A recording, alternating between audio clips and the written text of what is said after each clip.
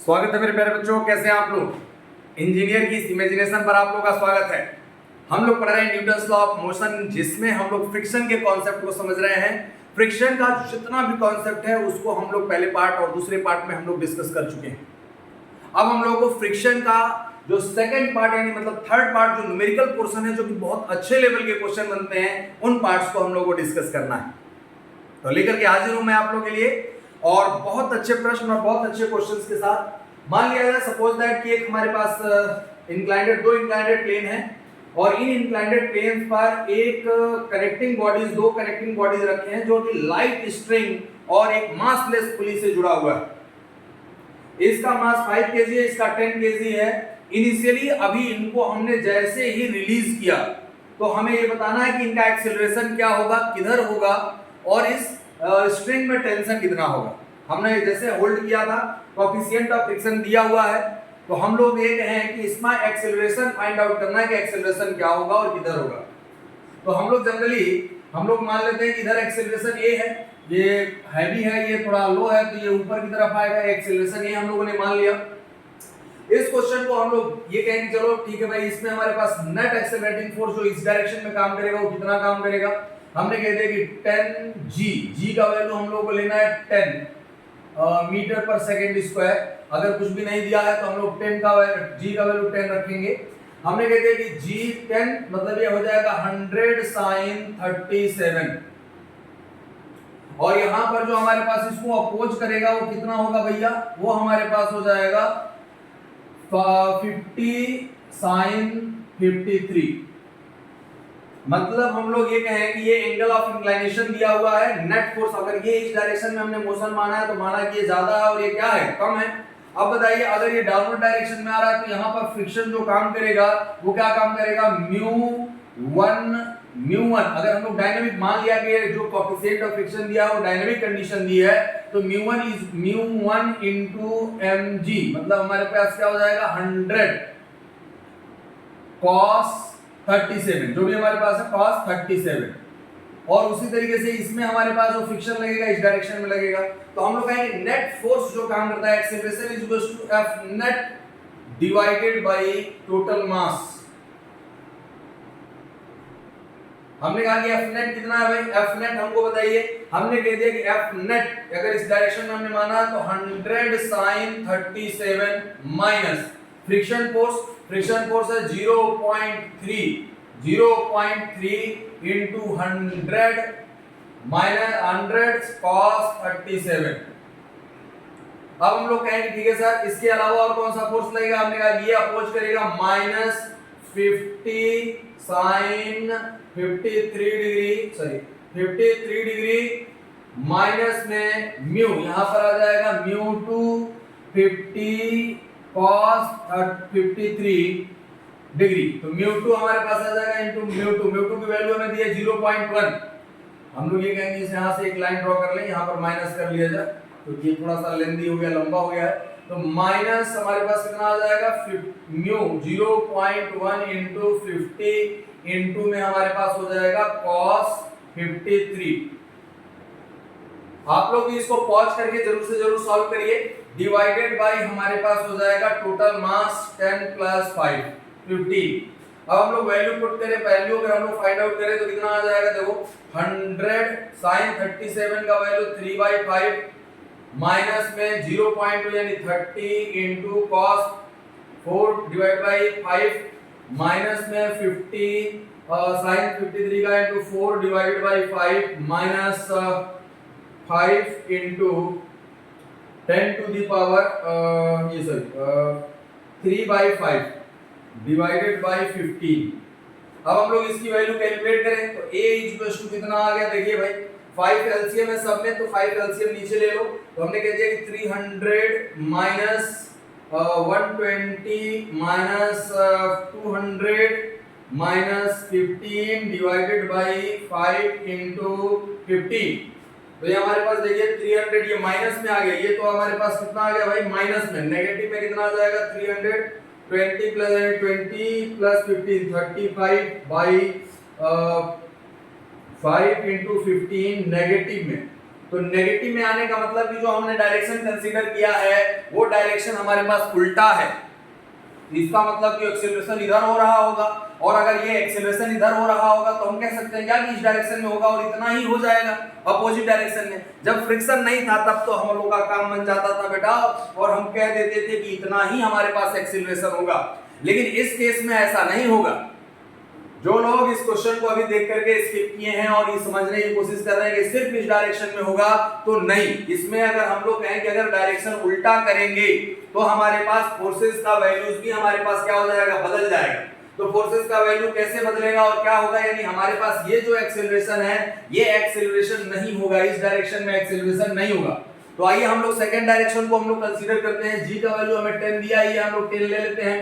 अब हमने कह दिया कि अब एक्सेलरेशन जो है मान लिया जाए कि एक्सेलरेशन इस डायरेक्शन में है, तो इसको a1 मान लिया जाए, इसको हमने कह दिया कि a1 है, मतलब एक्सेलरेशन तो सेम होगा, करेक्टिंग बॉडी है और रस्सी कभी फैल नहीं सकती, इनएक्सटेंसिबल है, तो हमने कह दिया कि चलो ठीक है भैया a1 इस डायरेक्शन में होगा। अगर ये a1 इस डायरेक्शन में होगा तो ये फोर्स तो इसी डायरेक्शन में लगेगा, लेकिन ये जो फ्रिक्शन F2 है इस डायरेक्शन में हो जाएगा और ये फ्रिक्शन F1 इस डायरेक्शन में हो जाएगा, मतलब फ्रिक्शन का डायरेक्शन भी आपको चेंज करना है। वाओ, हमने कहा कि देखिए भैया कॉन्सेप्ट है और हम लोग को एक्सेलरेशन ये बताना है कि a1 कितना आएगा, यानी हमारे पास ये a एक्सेलरेशन नेगेटिव आया है जो कि नहीं हो रहा है, इसका मतलब है कि अब हमें एक्सेलरेशन निकालना है इन दैट डायरेक्शन। तो हम लोग फिर उस डायरेक्शन में नेट फोर्स फाइंड आउट करेंगे। तो आइए देखते हैं हम लोग नेट फोर्स अगर फाइंड आउट किया जाए अपोजिट डायरेक्शन में तो कितना आएगा। हमने कहा कि चलिए ये a एक्सेलरेशन हमने कह दिया कि ये a1 है, a1 is equal to net force क्या हो जाएगा 50 cos 50 sin 53 डिग्री माइनस म्यू2 कितना है 0.1 into 50 cos 53 माइनस में हो जाएगा हमारे पास वही यहाँ पर म्यू1 मतलब 100 sin 37 degree minus 0.3 into 100 sin 37 degree. अब हमने आगे चलिए ठीक है, यहाँ पर यहाँ पे cos आएगा ना, म्यू में आ जाएगा हमारे पास cos 37 डिग्री डिवाइडेड बाई हमारे पास टोटल मास 15 kg, ये a1 आएगा।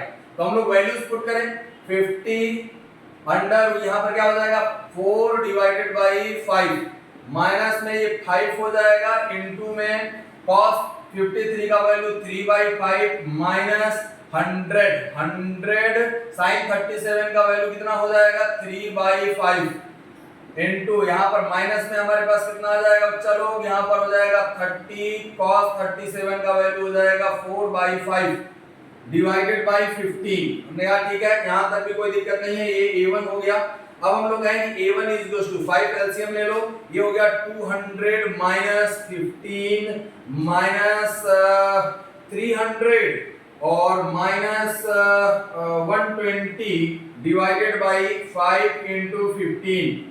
तो इसकी वैल्यू कितनी आ गई भाई, देखते हैं हम लोग, माइनस 300 है माइनस 120 है, तो हम लोग ये कहेंगे 300 में से यानी प्लस ये माइनस में आ गया तो माइनस 220 और ये आ जाएगा हमारे पास माइनस में 235 डिवाइडेड बाई 5 इंटू 15। ये क्या मजाक है, दोनों डायरेक्शन में माइनस आ गया, यानी हम लोग इस डायरेक्शन में कह रहे थे तब भी एक्सेलरेशन नहीं हो रहा है, इस डायरेक्शन में एक्सेलरेशन नहीं हो रहा है, यानी ये जो एक्सेलरेशन है मेरे प्यारे बच्चों ये इस डायरेक्शन में भी नहीं हो रहा है, इस डायरेक्शन में भी नहीं हो रहा है। इसका मतलब है कि ये स्टैटिक इक्विलिब्रियम में है।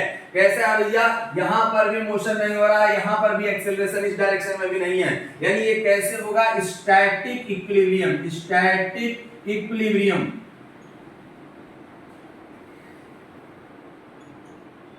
स्टैटिक इक्विलिब्रियम मतलब स्टैटिक फ्रिक्शन का हमारे पास यहाँ पर काम कर रहा है, स्टैटिक इक्विलिब्रियम है, मतलब ये मोशन नहीं हो रहा है, यानी एक्सीलरेशन जो हो गया ब्लॉक्स का क्या हो गया जीरो और टेंशन जो हो गया वो भी क्या हो गया जीरो, यानी इस पूरे ब्लॉक में जो टेंशन हो गया वो हमारे पास क्या हो जाएगा जीरो और एक्सीलरेशन भी हमारे पास क्या हो जाएगा जीरो। अच्छा क्वेश्चन, मेरे प्यारे बच्चों, हम लोग को कभी भी जब आईआईटी में क्वेश्चन पूछेगा तो ये जरूरी नहीं है कि अगर एक साइड हमने पॉजिटिव कर दिया है, उसका नेगेटिव वैल्यू आ रहा है, तो दूसरे साइड हमारे पास आकर के उसका एक्सेलरेशन आ ही जाएगा। तो इस टाइप के क्वेश्चंस भी हमारे पास बहुत अच्छे तरीके से पूछे जाते हैं, इसका आप प्रैक्टिस कर लेंगे।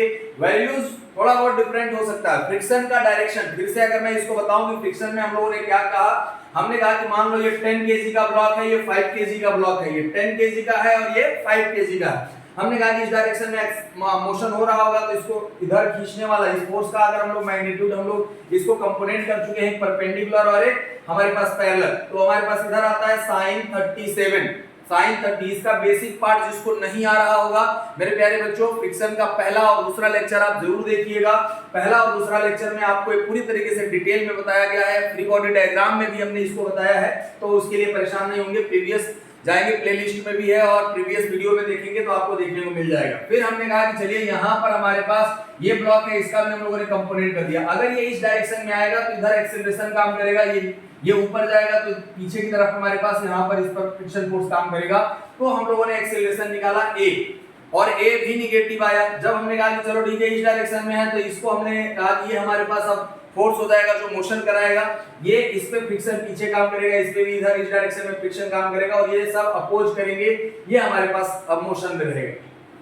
इस सिचुएशन में हमारे पास एक्सेलरेशन दोनों डायरेक्शन में नेगेटिव आने का ये मतलब होता है कि इनका टेंशन जो होगा हमारे पास क्या होगा, जीरो है, और एक्सेलरेशन भी जीरो है। ये स्टैटिक इक्विलिब्रियम है, मतलब हमारे पास स्टैटिक फ्रिक्शन काम कर रहा है, यहाँ पर डायनेमिक अभी मोशन नहीं हो रहा है। अब देखिए कॉन्सेप्ट में दूसरा पार्ट हम लोगों ने कैलकुलेट कर लिया इसको, और इस टाइप के क्वेश्चंस को जितना भी प्रैक्टिस करेंगे उतना बढ़िया है। फिर से इसको जिन लोगों ने अभी पहली बार इस क्वेश्चन को देखा और इस पार्ट को देखा, इसको अपने आप फिर से सॉल्व करने की कोशिश करिए। डायरेक्शन ऑफ फ्रिक्शन आपको समझना बहुत जरूरी है, डायरेक्शन ऑफ फ्रिक्शन। अब हमने कहा कि देखो भाई,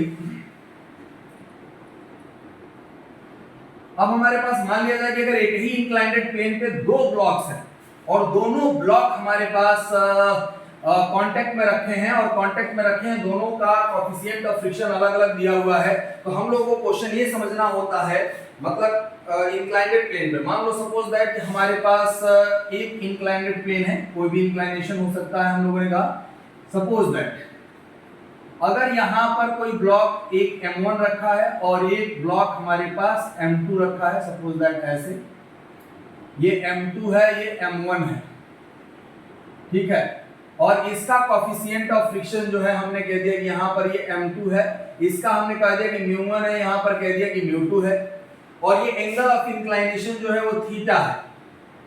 अब हम लोगों ने कहा कि देखो अगर ये मोशन करेंगे कि नहीं मोशन करेंगे, क्या होगा इनका, इस बात पर हम लोग डिपेंड करेंगे इस पे ये कौन मोशन करेगा, और मोशन करेगा तो इनका इंडिविजुअल एक्सेलरेशन क्या होगा, और इनके बीच में नॉर्मल रिएक्शन कितना काम करेगा, ये बात हम लोग को समझना है।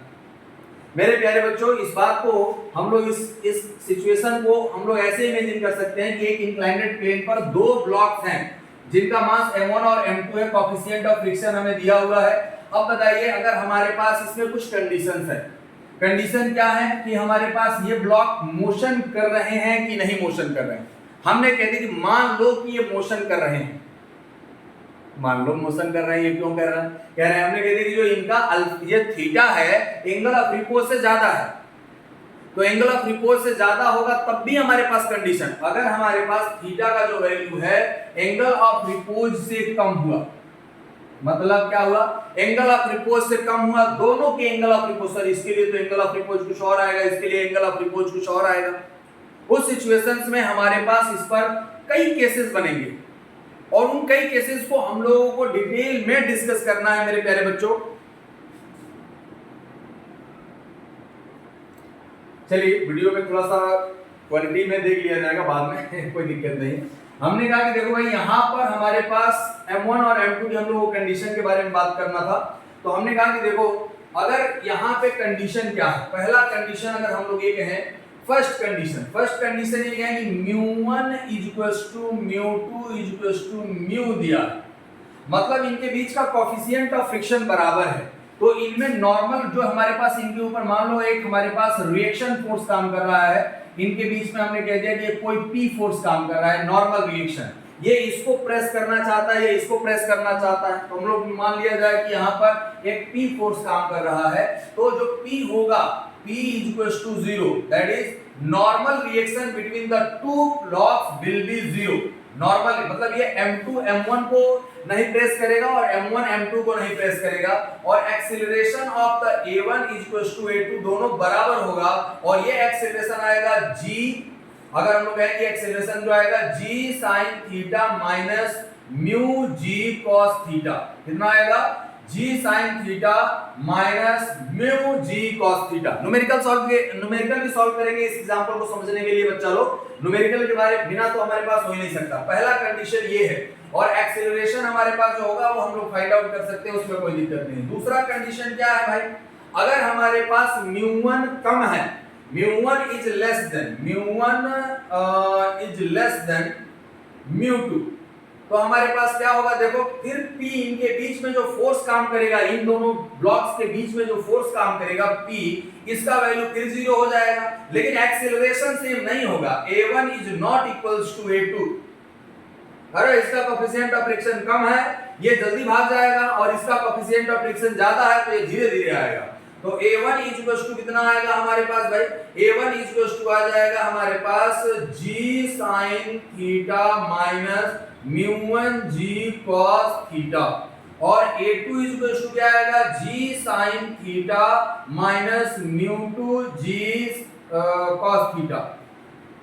हम लोग रिजॉल्व करना जानते हैं, जिसको ये रिजोल्यूशन और एक्सीलरेशन में दिक्कत होगा, मेरे प्यारे बच्चों आप पहले फर्स्ट पार्ट देखेंगे फ्रिक्शन का, सेकंड पार्ट देखेंगे, तब जाकर के आप थर्ड पार्ट पर आएंगे, तब आपको ये पूरा डिटेल में मैं बताया हुआ हूं, 1% का इसमें डाउट नहीं होना चाहिए। यानी हमारे पास A1 और A2 हमारे पास, और नो कांटेक्ट, इनका बीच में कांटेक्ट नहीं होगा, अलग अलग एक्सीलरेशन से आएंगे, इनमें कांटेक्ट ही नहीं रहेगा, यानी कांटेक्ट छूट जाएगा। अब हमने कहा कि चलिए ठीक है, तीसरा अगर कंडीशन की बात किया जाए कि म्यू1 इज ग्रेटर देन म्यू2, तब हमारे पास P का वैल्यू 0 नहीं होगा। हमने कह दिया कि P is not equals to 0, P 0 नहीं होगा, लेकिन एक्सीलरेशन बराबर होगा, A1 इक्वल्स टू A2 होगा, एक्सीलरेशन बराबर होगा। क्यों एक्सीलरेशन बराबर होगा, क्योंकि भैया जब ये दोनों साथ में कांटेक्ट में, they will move in contact, they will move in contact,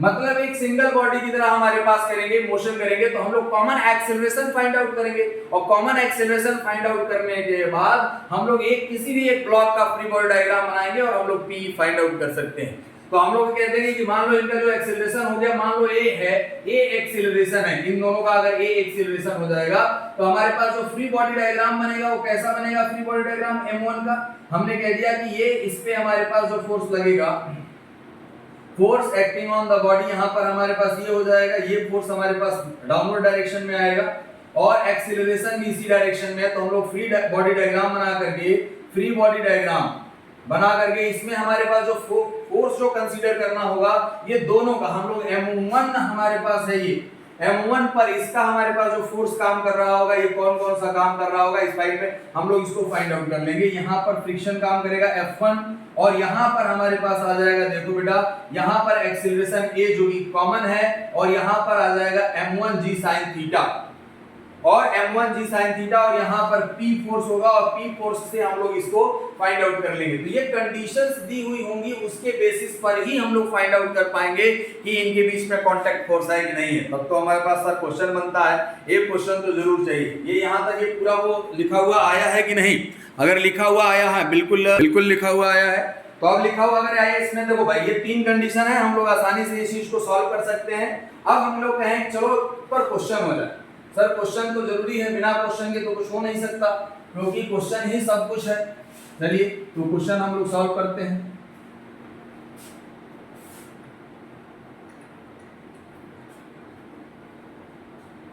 हम लोगों को जनरली इसमें रिएक्शन फाइंड आउट करना होता है, एक्सेलरेशन फाइंड आउट करना होता है, कॉमन एक्सेलरेशन, और ब्लॉक्स के बीच में हमारे पास, तो उसकी कंडीशन सिचुएशन क्या है क्या नहीं है, और कैसे हमारे पास बन करके आ पाएगा। तो चलिए एक एग्जांपल के थ्रू हम लोग इसको समझने का कोशिश करते हैं। सपोज दैट कि एक इंक्लाइंडेड प्लेन है, और इस इंक्लाइंडेड प्लेन पर 2 मासेस हमारे पास रखे हुए हैं, और उनका एंगल ऑफ इंक्लाइनेशन भी दिया हुआ है, एंगल ऑफ इंक्लाइनेशन भी दिया हुआ है। Suppose that this is the inclined plane and there are two blocks,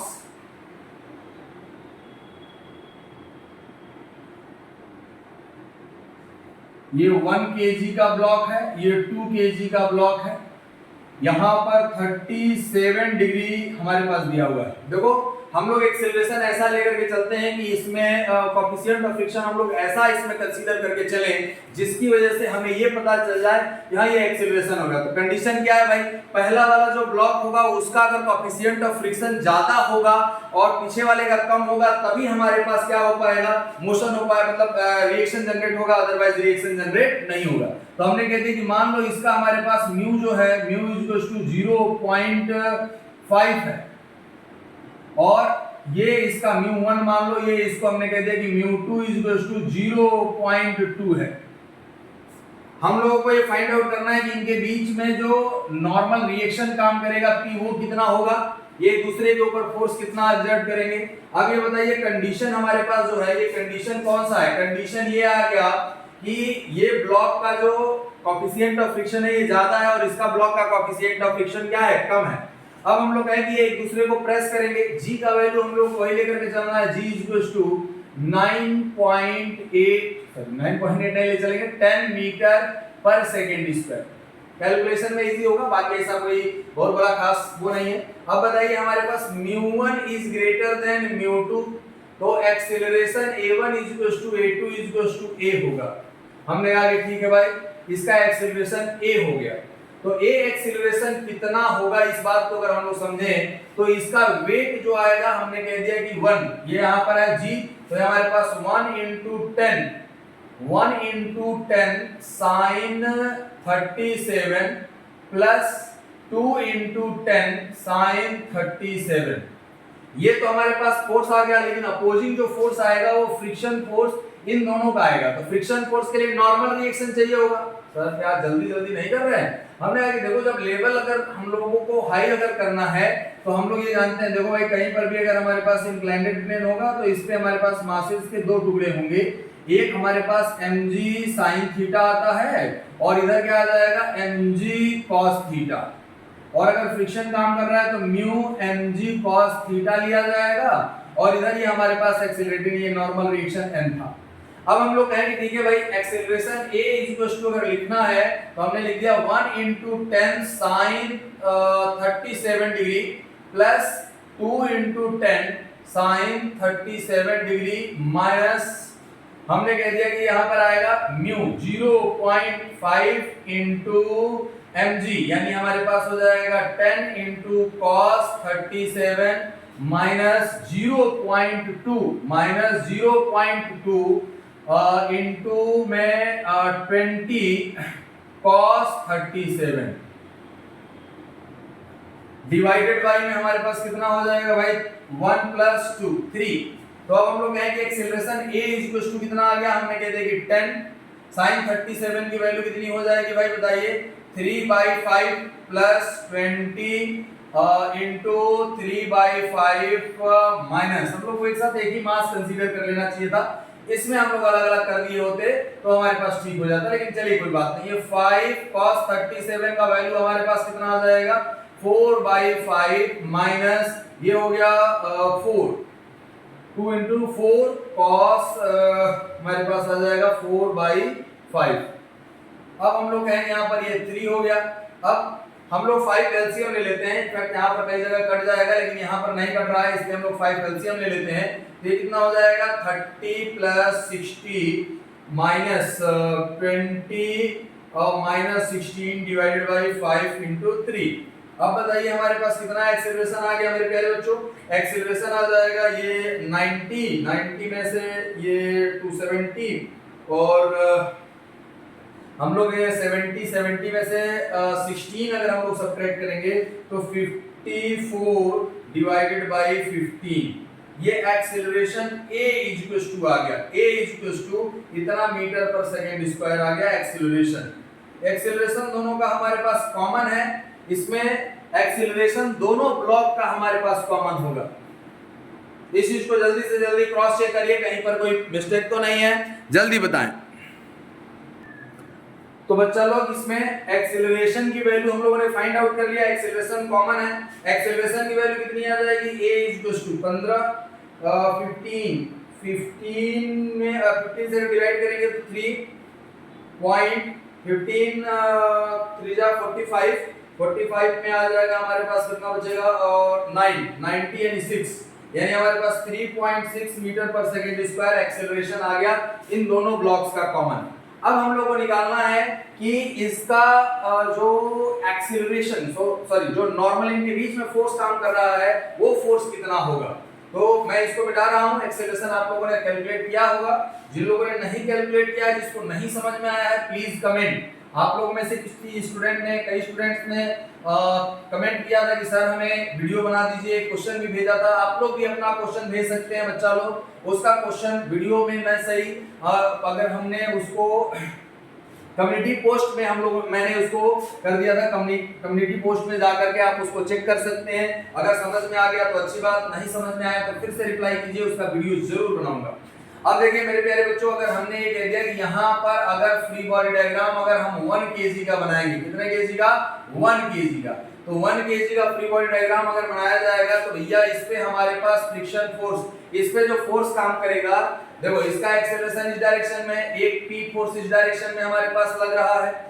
अब हमने कहा कि force acting on the body दिखाना होता है, ये हमारे पास है फ्रिक्शन फोर्स F1 काम करेगा, और इस पे जो फोर्स काम कर रहा है हमारे पास वो कितना काम कर रहा है, ये हमारे पास 10 sin 37, और यहाँ पर जो हमारे पास फ्रिक्शन फोर्स हो जाएगा 0.5 10 कितना हो जाएगा हमारे पास 10 into में 10 cos 37, और यहाँ पर एक्सेलरेशन जो आएगा वो कितना है 3.6। तो हमने कहा कि नेट फोर्स कितना काम कर रहा है, हमने कहा कि 10 sin 37 माइनस ये हो जाएगा हमारे पास 0.5 into 10 cos 37 प्लस p, देखो ये दोनों एक ही डायरेक्शन में है, इक्वल्स टू इतना नेट फोर्स काम कर रहा है तो मास इनटू एक्सीलरेशन, मास कितना है 1 इनटू एक्सीलरेशन जो है हमारे पास 3.6। अब हमने कह दिया कि चलो ठीक है भाई इनकी वैल्यूज रख दिया जाए, ये हो जाएगा 10 इनटू इसका वैल्यू आ जाएगा हमारे पास कितना, इसका वैल्यू आ जाएगा sin 37 3/5 माइनस ये हो जाएगा 5 इनटू इसका वैल्यू आ जाएगा हमारे पास 4/5 प्लस p इक्वल्स टू 3.6। अब ये बताओ ये हमारे पास 6 minus 4 plus p equals to 3.6। तो मेरे प्यारे बच्चों p इक्वल्स टू कितना आ गया हमारे पास 3.6 माइनस 2 यानी हमारे पास आ जाएगा 1.6 न्यूटन, यानी P जो आ गया हमारे पास जो इन दोनों के ब्लॉक के बीच में काम कर रहा है वो 1.6 न्यूटन आ गया। Is it clear to everyone or not? जिस भी पार्ट में जहां पर भी आपको कोई दिक्कत होगा जरूर से जरूर बताइएगा। थोड़ा बहुत ब्लर हो जा रहा है कभी-कभी बीच में वीडियो, कभी-कभी हमारे पास थोड़ी सी दिक्कतें हैं, लेकिन उन दिक्कतों को भी दूर किया जाएगा। उन सबसे बड़ी दिक्कतों से बढ़कर के ये क्वेश्चन है जो मैं आप लोगों को सॉल्व करा रहा हूं। मेरे प्यारे बच्चों, इसके भी और से अच्छे, इससे भी अच्छे क्वेश्चंस को हम लोग और सॉल्व करेंगे। कॉन्सेप्ट को क्लियर करना है। देखो फिर से इसका एक पूरा प्रोसीजर मैं फिर से समझा देता हूं कि क्या प्रोसीजर है। हमने कहा कि देखो ये 1 kg और ये 2 kg का हमारे पास ब्लॉक है, और 1 kg और 2 kg का ब्लॉक इसमें दिया है। इस पे कोएफिशिएंट ऑफ फ्रिक्शन μ1 और μ2 दिया हुआ है। μ1 इज ग्रेटर देन μ2, सो इन दोनों के बीच में फ्रिक्शन, इनका एक्सेलरेशन कॉमन होगा। मतलब ये इसको घसीटना चाहेगा, तू भी चल, तो फोर्स लगाएगा इसके ऊपर। तो फोर्स लगाएगा हमारे पास भाई साहब, तो ये इनके बीच में वही कितना फोर्स लगेगा। तो हमने कह दिया कि जब ये एक साथ चलेंगे तो एक्सेलरेशन कॉमन हो जाएगा। तो डायरेक्ट हम लोग एक मास भी मान करके कर सकते थे और अलग-अलग पार्ट को भी हम लोग मान करके इसमें सॉल्व कर सकते थे। ठीक है, आपको कोएफिशिएंट ऑफ फ्रिक्शन और फ्रिक्शनल फोर्स आपको समझना चाहिए और कैसे हम लोग सॉल्व कर रहे हैं कैसे नहीं। ठीक, चलिए आइए अब हम लोग आगे चलते हैं बच्चा लोग। अब हमने कांसेप्ट तो समझ ही लिया है। एक क्वेश्चन होमवर्क में आपको देता हूं और फिर अगला कांसेप्ट हम लोग इस बात पर डिस्कस करेंगे। हमने कहा कि देखो भाई, अगर हमारे पास कोई भी ब्लॉक्स हैं, कहीं पर भी अगर कोई ब्लॉक अगर हमारे पास दिया हुआ है अगर इसको हम लोग रिवर्स कर देते हैं, यही क्वेश्चन है, ये होमवर्क क्वेश्चन है आप लोगों के लिए कि आप लोग प्रैक्टिस जरूर करें, जो लोग भी सीरियसली यहाँ पर स्टडी कर रहे हैं, और आई थिंक सब लोग सीरियसली ही होंगे, क्योंकि जब यहाँ तक आप देख ही रहे हैं तो सीरियस तो होना ही होना है। अगर इस ब्लॉक को हम आगे कर दें और इस ब्लॉक को पीछे कर दें, और यहाँ पर कोएफिशिएंट ऑफ फ्रिक्शन 0.5 है और यहाँ पर कोएफिशिएंट ऑफ फ्रिक्शन 0.2 है, ये μ1 है, ये μ2 है, ये 1 kg है और ये 2 kg है, तो इनके बीच में हमें फोर्स फाइंड आउट करना है और इनका एक्सेलरेशन फाइंड आउट करना है कि दोनों ब्लॉक का एक्सेलरेशन कितना होगा। क्या ये क्वेश्चन क्लियर है? ये क्वेश्चन आप लोगों को रूम पर से करके आना है और इसको बताना है। क्या इनके बीच में बस हमें ये बताना है कि इनका जो हमारे पास कांटेक्ट फोर्स होगा, ये P जो फोर्स होगा, P की वैल्यू कितनी होगी। आप एक्सेलरेशन ना भी बताएं तो चलेगा, लेकिन हमें ये बताना है कि कांटेक्ट फोर्स जो होगा वो कितना होगा, ये आपको बताना है। ठीक है मेरे प्यारे बच्चों, तो ये क्वेश्चन जरूर से जरूर सॉल्व करिएगा। आइए हम लोग अगला पार्ट अगर देखें, अगला क्वेश्चन या अगला पार्ट की किस तरीके का हमारे पास क्वेश्चन हो सकता है और क्या हमारे पास उसको, ऐसा क्वेश्चन बहुत ज्यादा आता है जब एक ब्लॉक के ऊपर कोई दूसरा ब्लॉक रखा हो और तब वो मोशन करना चाहता हो। अच्छा, इसमें एक और क्वेश्चन इस टाइप का भी आता है कि अगर इंक्लाइंडेड प्लेन पर एक फोर्स लगाया जाए तो अप मोशन होगा कि डाउन मोशन होगा, और अप मोशन होने के लिए किधर डायरेक्शन में फोर्स लगेगा, मिनिमम और मैक्सिमम, या किसी फोर्स का रेंज क्या कहना चाहते हैं। हमने यार ठीक है, आप लोगों ने ये क्वेश्चन नोट कर लिया होगा। अब हम लोग कहेंगे चलिए एक क्वेश्चन दूसरे फॉर्मेट पर अगर हम लोग बात करें कि मिनिमम और मैक्सिमम फोर्स कितना लगाया जाए कि ये ब्लॉक हमारे पास स्टेशनरी रहे इंक्लाइंडेड प्लेन पर। क्वेश्चन हमने कहा कि क्वेश्चन ये है कि एक हमारे पास इंक्लाइंडेड प्लेन है, इसका एंगल ऑफ इंक्लिनेशन 37 डिग्री दिया है। यहाँ पर एक हमारे पास ब्लॉक है, इस ब्लॉक का जो वजन है जो 10 kg है। कितना है भाई? हमने कह दिया कि 10 kg है। g का वैल्यू हम लोग को एज इट इज 10 × 10 मीटर पर सेकेंड स्क्वायर लेना है। अब हमसे ये कह रहा है कि इसके ऊपर एक फोर्स हम लोगों ने P फोर्स अप्लाई किया है। हमने कहा कि एक फोर्स ये अप्लाई किया है, P फोर्स हमने अप्लाई किया है। इस P maximum and minimum value of the force P to hold the block, maximum and minimum force, maximum and minimum force P on the block, maximum and minimum force P on the block along the inclined plane, along the inclined plane, along the inclined plane, which due to which the block remains stationary. Maximum and minimum force P on the block along the inclined plane due to which the block remains stationary. अब तो maximum और minimum का क्या मतलब है sir? हमने कहा कि मैक्सिमम जब हम लोग फोर्स लगाएंगे ना तो ये आगे की तरफ मोशन करना चाहेगा, फ्रिक्शन पीछे काम कर रहा होगा। इसमें कोएफिशिएंट ऑफ फ्रिक्शन भी हमें दिया हुआ है, कोएफिशिएंट ऑफ फ्रिक्शन μ 0.5 दिया है, कोएफिशिएंट ऑफ फ्रिक्शन जो दिया है 0.5 दिया हुआ है, 0.5। अब हम लोगों को ये बताना है भैया कि मैक्सिमम और मिनिमम फोर्स कितना होगा, P मैक्स और P मीन पहले निकालते हैं। तो हमने कहा कि चलिए ठीक है, मैं इस क्वेश्चन को यहाँ पर आपने नोट कर लिया होगा आई थिंक सो। हम लोग मिनिमम फोर्स निकालेंगे तो ब्लॉक मोशन तो नहीं कर रहा होगा, लेकिन इसकी टेंडेंसी नीचे आने की होगी। तो मिनिमम फोर्स जब हम लोग लगाएंगे ना तो फ्रिक्शन फोर्स ऊपर की तरफ काम करेगा, ऊपर की तरफ, और इस डायरेक्शन में हमारे पास इसका वेट काम कर रहा है। तो ये जो हमारे पास फोर्स होगा, हमने कहा कि फॉर P मिनिमम, तो मोशन हमारे पास जो होगा वो किस डायरेक्शन में होगा, मोशन जो होने का कोशिश हो रहा होगा यहां पर आएगा 100 sin 37, और यहां पर जो फ्रिक्शन फोर्स हो जाएगा 0.5 × 100 cos 37। ठीक है, अब हमने कहा कि देखो भाई अगर ये इस डायरेक्शन में है और ये दोनों मोशन कहीं नहीं हो रहा है तो इक्विलिब्रियम में होंगे, तो हम लोग कहते हैं कि 100 sin 37 minus 0.5 into 100 cos 37 is equals to P mean. बिल्कुल सही बात है। अब हमने कहा कि चलिए भाई पी मिनिमम की जो वैल्यू आ गई वो कितनी आ गई, पी मिनिमम की वैल्यू आ गई 100 इंटू 3/5 माइनस 50 इंटू 4/5। तो कितना आ गया भैया बताइए, 20, ये हो जाएगा 20 यानी 60 माइनस 10 यानी 40, यानी पी मीन जो हो गया, P minimum is equal to 20 newton. कितना हो गया भैया, 20 newton. Very good. Maximum force कितना हम अप्लाई कर सकते हैं, रेंज ऑफ द फोर्स भी कहा जाता है मिनिमम से मैक्सिमम के बीच में।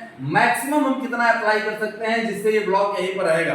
तो सर मैक्सिमम अप्लाई करेंगे तो क्या चेंज हो जाएगा, हमने कहा कि देखो भाई यहां तक कोई दिक्कत नहीं है। चलिए हमने कहा कि फॉर पी मैक्स, अगर हम लोग मैक्स की बात करेंगे कि मैक्सिमम कितना फोर्स अप्लाई कर दिया जाए, मैक्सिमम कितना फोर्स अप्लाई कर दिया जाए बच्चा लोग, तो हमने कहते हैं कि यहां पर अगर मैक्सिमम फोर्स लगाएंगे तो अब इसका जो डायरेक्शन ऑफ मोशन होगा, जो tendency of direction of motion होगा अपवर्ड हो जाएगा, और टेंडेंसी हो जाएगा तो फ्रिक्शन फोर्स अब इस डायरेक्शन में काम करेगा। Mu of coefficient of friction वही है।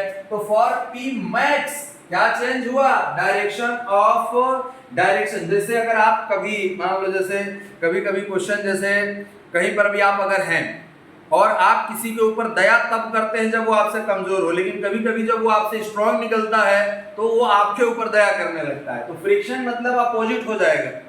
अगर हमारे पास टेंडेंसी अप डायरेक्शन में होगी मोशन करने की, तो फ्रिक्शन फोर्स इस पर किधर काम करेगा, पीछे की तरफ। तो P मैक्स का जो वैल्यू होगा सीधा सीधा इन दोनों को जोड़ देंगे, 100 sin 37 plus mu 0.5 into 100 cos 37। देखो भैया ये अलग है, ये अलग है, ठीक है। हमने कहते हैं कि ठीक है भाई ये हम लोग बातचीत कर रहे हैं, ये कितना हो जाएगा 100 इंटू 3/5 प्लस 50 इंटू 4/5, ये हो गया हमारे पास 60 प्लस हमारे पास 40, यानी ये क्या हो गया 100 न्यूटन।